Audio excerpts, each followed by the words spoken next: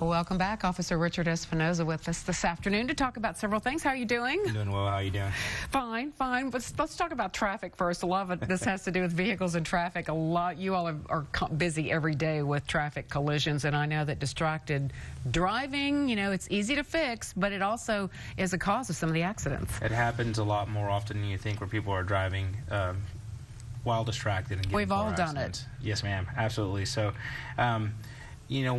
two of the main contributing factors for accidents that happen here in town are speeding as well as driver inattention. So, I personally myself have actually stopped multiple people this year itself, as far as people driving through school zones with their cell phones in their hands, and that is a big fine in itself. And some of them don't even realize that they're going through a school zone. Whenever I stop them, I'm like, well, if you're not seeing that school zone sign, you're not going to see a child or a crossing guard or something like that. Right, so, yes. Right. So the thing to do is, if you have your phone goes off, if you have a child who spills something in the back seat, ignore it for a little while.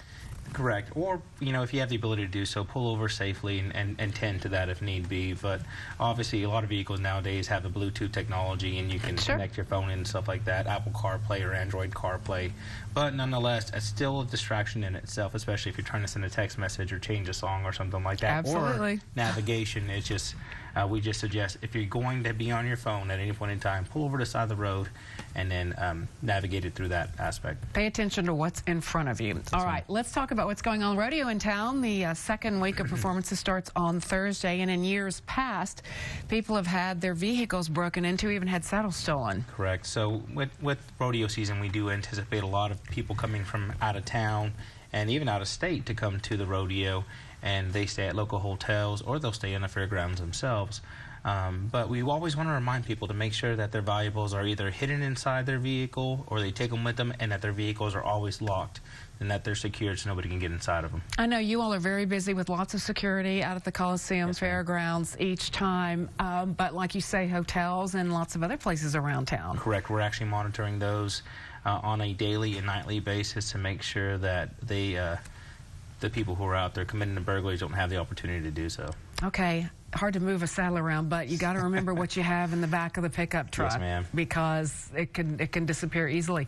Let's touch on what's going on with the department. You all are in the hiring process. Absolutely. So we are currently hiring new recruits, and these are people who aren't licensed peace officers, but we are always year-round hiring lateral officers. So if you hold an intermediate peace officer's license in the state of Texas, you can come apply with the police department, and when you get hired, you get an automatic $5,000 bonus on your first payroll check.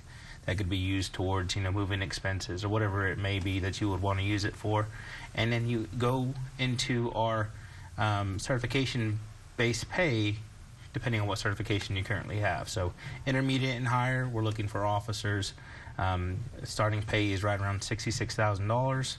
And then it can go up to 76 depending on what your certification is, but nonetheless, a lot of opportunities for people to come apply with us, and we would love to have some new officers here in town. And get started right away. Really quickly, how should someone contact you if they're interested? So if they would like some more information regarding it, they can go to sanangelopolice.org and go to our recruiting tab, or they can always just view whatever we're posting on the San Angelo Police Department Facebook page. We're always posting lateral flyers. So if you have any other information, contact our Community Services Division, and that number is actually located on our website as well, too. Okay, Officer Espinoza, nice to see you as always. Thank you. Thank you.